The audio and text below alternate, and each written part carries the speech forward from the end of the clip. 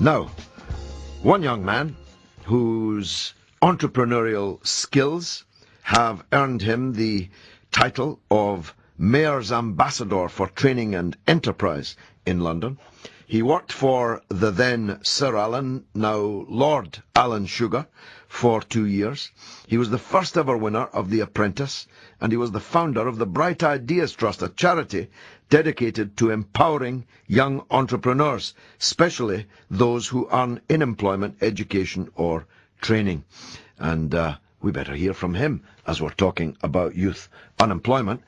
Ambassador Tim, welcome to the show. Good evening, Mr. Galloway. How are you? Very well. Nice to hear from you. Now, you're based in London, of course.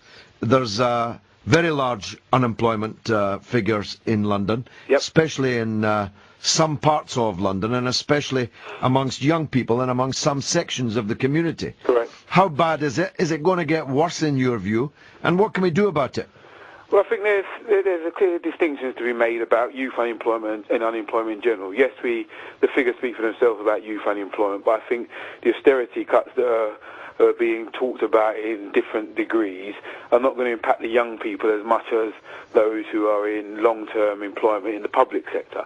So that's clear not to get too much scaremongering about. But the situation for young people is evidently worse than it's ever been.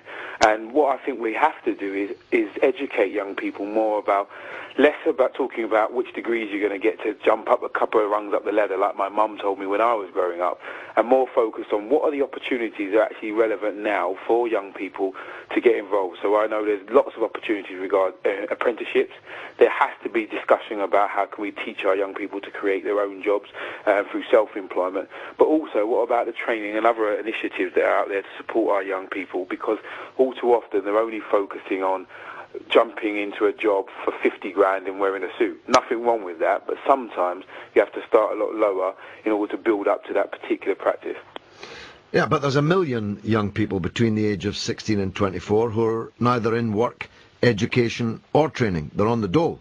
Correct, and I know that firsthand because our organisation, the Bright Ideas Trust, works with a number of those, educating them through training programs about self-employment or generating their own revenue through a talent or passion that they have. So I feel that firsthand. But all too often when we see a lot of young people, and I'm not talking about the vast majority, but a number of people who come to our doors, they're educated, they've gone to university, but have no understanding what they wanted to do with that university qualification. I remember my time personally, which is not that long ago, and I'm quite flattered you call me a young man, so thank you very much for that, George. But the whole point when I went to university, it was just to get a qualification. I think the times have changed now where we need to be talking to young people much more about what they are going to invest potentially 3 or 4 years of their life and what they want to get at the end of it, because the automatic route into a job, because you've got letters after your name, is no longer the case. Quite so. And is it going to get worse? I think it's going to become more challenging, but I think that should encourage more people out there to think about creating entrepreneurial activity, because I think the only way we're really going to solve the problem is actually making sure that the economy can sustain more growth. But nobody's going to lend money to young unemployed people to be entrepreneurial. The banks are not. We do it now. We've got a number of businesses that we invest money into directly. I think if you're talking about Who's we? Your charity. Correct. What's your budget?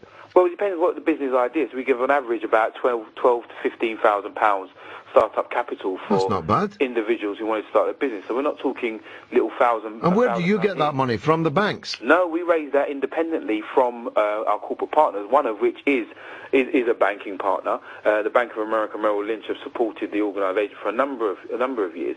But we have some fantastic partners from the likes of Herbert Smith, Taylor Wessing, JP Morgan, Ernst & Young and Accenture. Fine fellows, everyone. Fine fellows, everyone. A number of those names before. Apart from the fact that the 12 to 15,000 they might give to you is what they spend on their wine bill for their top executives in a week, and that they've just handed out billions, literally billions of pounds in bonuses to their top people. So it's not quite corporate responsibility, is it? Well, the fact is, I'm sure yourself and I could talk about the number of glasses of wine we've both consumed in our life. I don't drink wine, so you're wrong there, sir. Well, if it's not wine, there's another tipple that we can probably no, I catch don't you drink. on. I don't drink any alcohol. I never have. You're completely teetotal. I'm completely teetotal. Well, so you're up the wrong tree. You're up the wrong tree there. In fact, this is my 84th day as a non-smoker as well. So you're talking to a particularly virtuous individual right at this moment. Well, I'm glad we're in the same territory. Tim, I'm glad that you're getting some money out of these people, and I'm glad that you're disbursing it. What we should be doing, in all seriousness, George, is that we shouldn't be crying the investments that's made because it's against a balance sheet. The fact is, there's a number of organisations that support people within their local community, and I don't decry people getting paid for the contracts that they've signed. That's what they're incentivised to do. Whether the incentives are right or wrong, that's a completely different debate.